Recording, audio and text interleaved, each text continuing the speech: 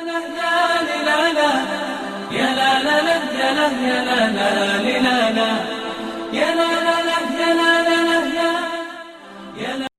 भारत। मैं रेबल सदानंद पति।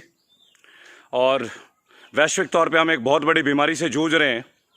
कई बार मुझे लगा कि हम बीमारी से जूझ रहे हैं या सरकारी तैयारियों से जूझ रहे हैं। मुझे ये करना ज़रूरी था क्योंकि जब लोगों को मैं देख रहा हूँ, जो लोग डेथ कर रहे हैं, जिनके घर से सदस्य अपना जान गंवा रहे हैं, तो चुप नहीं रहा जाता। अभी हाल फिलहाल में मैंने कुछ वीडियो पोस्ट किया था, आपने देखे होंगे। लेकिन ये जो विषय मैं आज उठा रहा हूँ, कोरोना का, ये अत्यंत ही महत्वपूर्ण विषय है। हम सब लोगों के जीवन के ऊपर आधारित है और हम लोगों के संघर्ष के ऊपर आधारित है। मोदी जी, सबसे पहले मैं एक बात पूछना चाहूँगा। बड़ा शोर मचाया जा रहा था जब डॉक्टर हर्षवर्धन को बताया जा रहा था कि WHO ने उनको अपने शरण में ले लिया, अरे बहुत अच्छे पद पे उनको आसीन कर दिया। मुझे बताएं, इस बात से मुझे खुश होने की ज़रूरत है या मुझे इस बात से दुख मनाने की ज़रूरत है जो लोगों ने अपना प्राण गंवाया? आप लोगों ने सेंटर में होते हुए, इतने सारे राज्यों में होते हुए लोगों को प्रॉपरली अवेयर ही नहीं कर पाए। कोरोना कोरोना करके हाहाकार मच गया, अचानक से आपने लॉकडाउन कर दिया। आज तक की डेट में कोई एक ऐसा ट्रेनिंग नहीं है आप लोगों का जहां लोगों को अवेयर किया गया कि भाई कोरोना को किस तरह से रोकना है। केवल नसीहत देते रहे आप। टैबलेट दवाई आज तक इसकी कोई बनी नहीं, वैक्सीनेशन कोई हुआ नहीं तैयार, लेकिन किटें बिकने लगी। आपको याद होगा मार्च और अप्रैल में किट की क्या रेट हो गए थे, 2500, 3000, 4000। कभी कह रहे हमने राजस्थान में इतने किट भेज दी, कभी हमने गुजरात में किट भेज दी। बाद में चला कि ये किट तो बेकार है, ये किट तो चाइना से, किट तो कोरिया से लाए गए हैं। अब तक वो किट पता नहीं आपने कैसे तैयार किया, नहीं किया, मैं नहीं जानता। लेकिन काला बाजारी खूब हो गई। दुनिया भर के सैनिटाइज़र बिकने लग गए। मैं आपको बताना चाहूँगा, आप किसी दुकान पे चले जाएं, 50 तरह के सैनिटाइज़र बन जाएंगे, मिल जाएंगे आपको। क्या इनका कोई मापदंड है कि इनकी कोई क्वालिटी कॉन्शियसनेस है कि भाई ये सैनिटाइज़र में ये रिक्वायरमेंट है? आपने अभी तक सरकारी तौर पे ऐसा कोई रिक्वायरमेंट नहीं किया। जो मर्जी लोगों ने घरों में बनाकर दुकानों में ला के बेच दिया, एज ए सोप बना के बेच दिया, पता नहीं अल्कोहल कंटेंट्स, मिथाइल, पता नहीं क्या क्या मिला के बना दिया। आप तो ये भी नहीं कर पाए।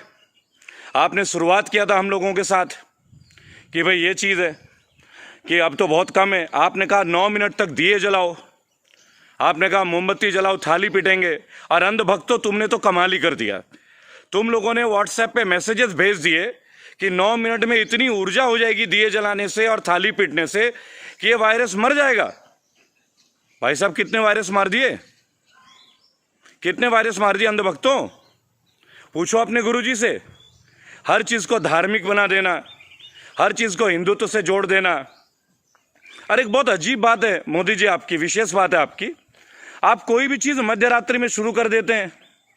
मैं तो ये बात आज तक समझ ही नहीं पाया। लाखों लोग इस बात से प्रभावित हैं कि आप नोटबंदी करते हैं, अचानक रात में डिक्लेयर कर देते हो। आप लॉकडाउन करते हो, अचानक रात में डिक्लेयर कर देते हो। क्यों? दिन के काम दिन में नहीं हो सकते क्या? दिन के उजाले में बात कीजिए, आके लोगों को फेस कीजिए। आप तो उस दिन के बाद जनता के बीच आए ही नहीं, केवल मन की बात करते रहे आप। मन की बात तो सुना ही नहीं ना आपने। इतना सशक्त भारत आपने बना दिया, इतना मजबूत भारत बना दिया आपने। मेक इन इंडिया इतना मजबूत बना दिया कि लाखों करोड़ों मजदूर नंगे पांव सड़कों में घूम रहे हैं जी। पैरों में छाले पड़ गए, अपने प्राण सड़कों पे त्याग दिया उन लोगों ने। क्या कमाल का डेवलपमेंट किया आपने, क्या कमाल का डेवलपमेंट किया आपने।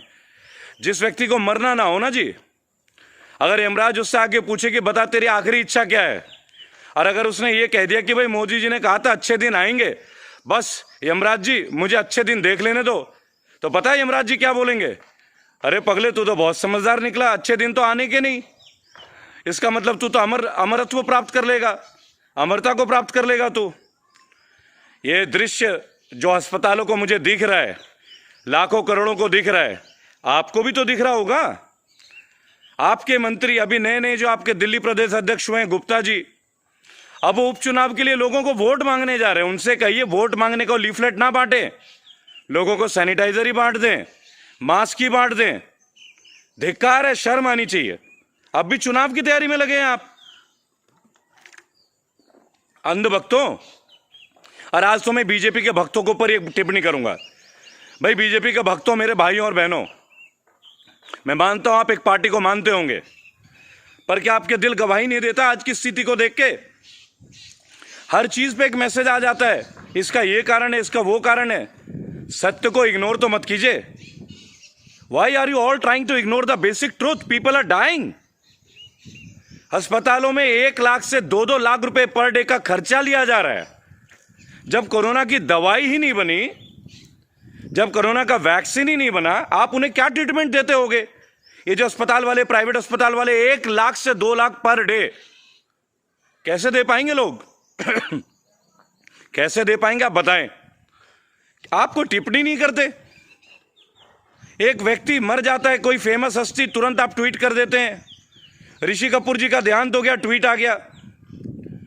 अभी सुशांत जी चले गए सुसाइड करके, मुझे दुख है उनके मृत्यु का, सभी का, आपने ट्वीट कर दिया। अरे जो लाखों लोग मर रहे हैं, इनके लिए आइए टीवी पे, एडमिट कीजिए अपने फेलियर्स को।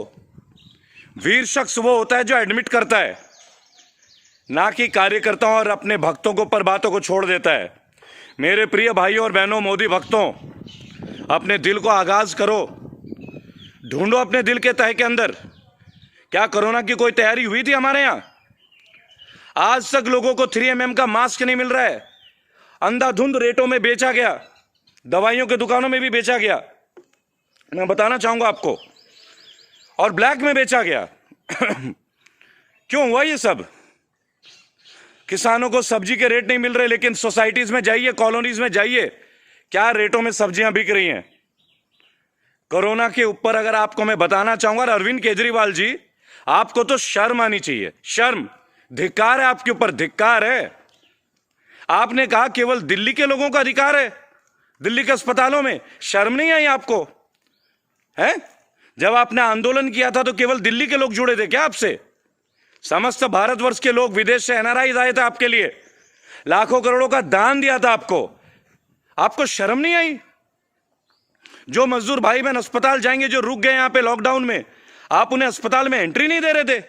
आप आम आदमी के नेता बनते हैं। शर्म आती है मुझे, शर्म आती है। मैं आपसे प्रेरित हुआ, शर्म आती है।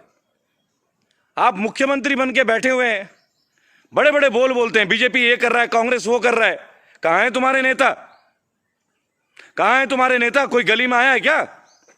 दिल्ली के दंगों में भी नहीं आए हैं? आपके दिल्ली के अस्पताल में जीवित व्यक्ति बेड के ऊपर है, नीचे डेड बॉडीज हैं। देखा है आपने वीडियोस? एक एक अस्पताल में बॉडीज पड़ी हैं, रात रात भर, सुबह तक आप डेड बॉडीज नहीं उठा पाए हैं? कैमरे लगाएंगे आप दिल्ली में?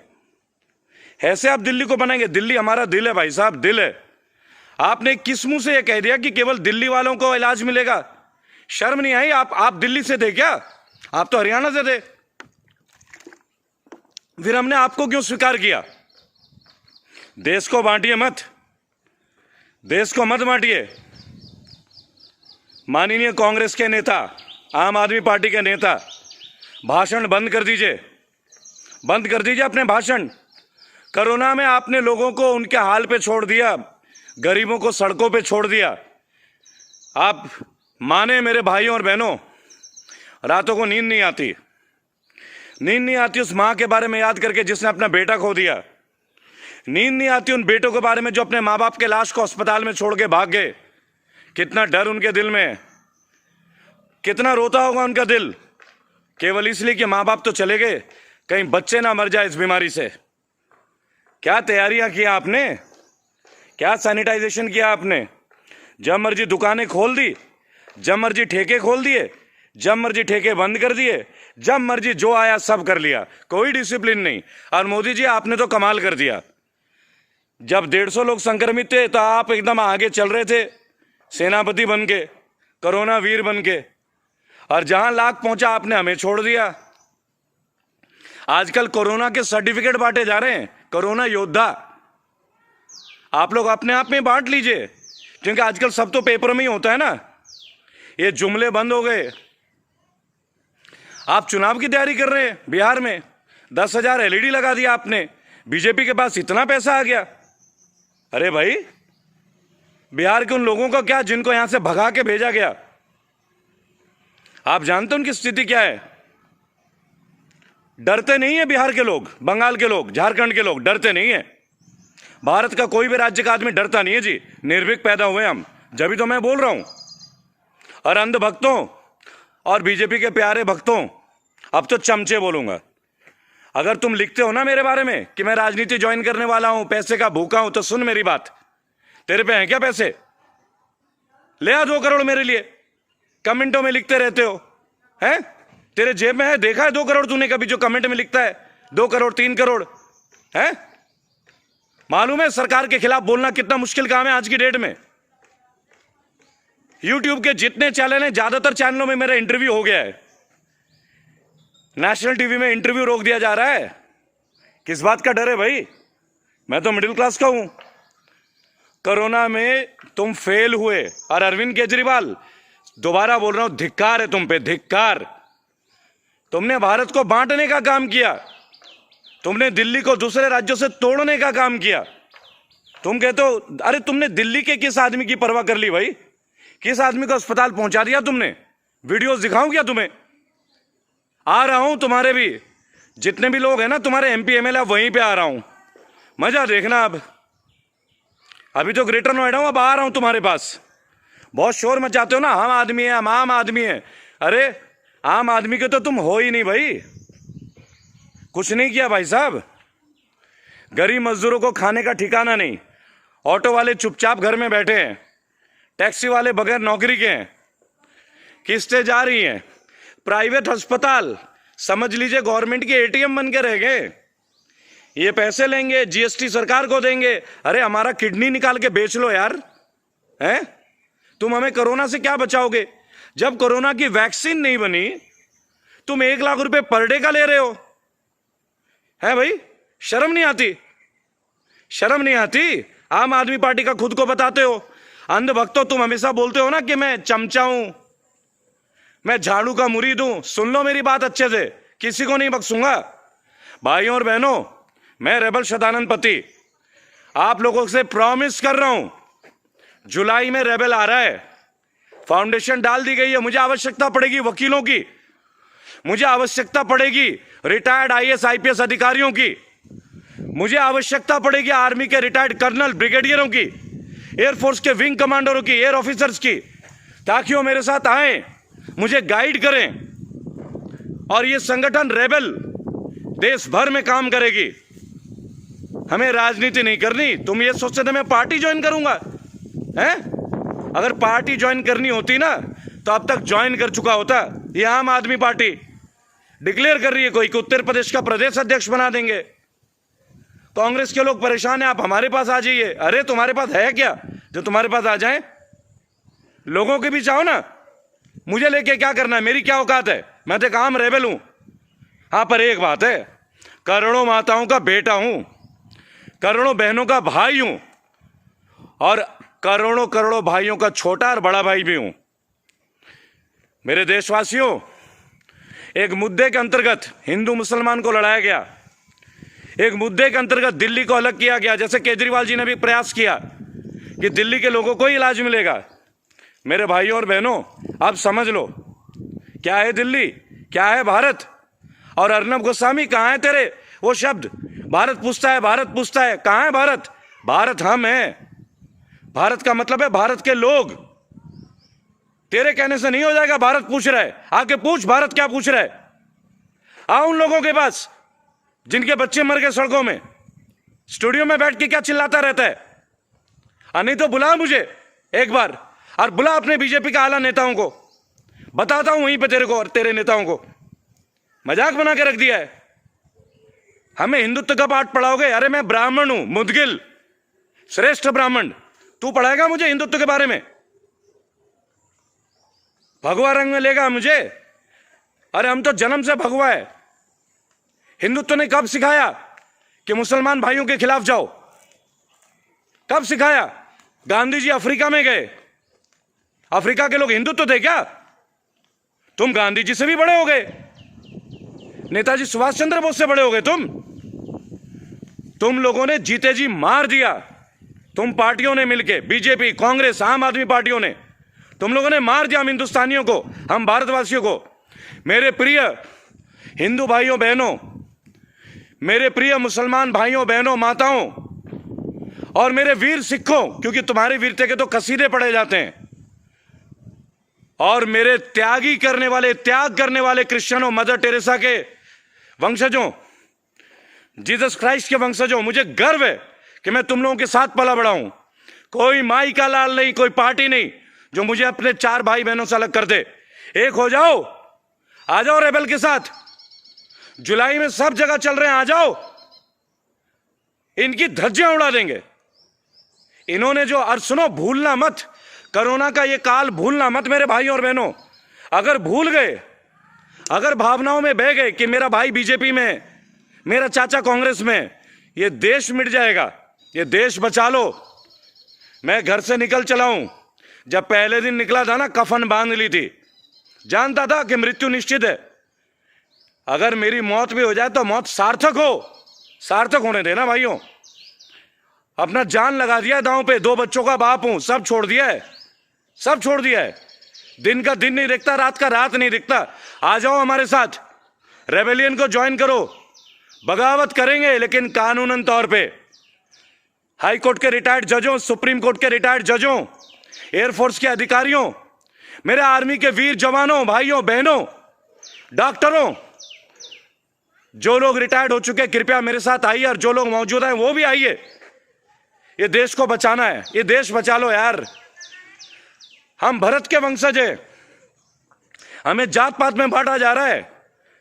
जिनके साथ हम पैदा हुए, जिनके साथ ईद मनाई, दिवाली मनाया, होली मनाया, क्रिसमस मनाया, आज हमें बताया जा रहा है कि यही हमारे दुश्मन है। मेरे भाइयों, आंख खोल लो, अपना दिल खोल लो। किसी को किसी से डर नहीं है।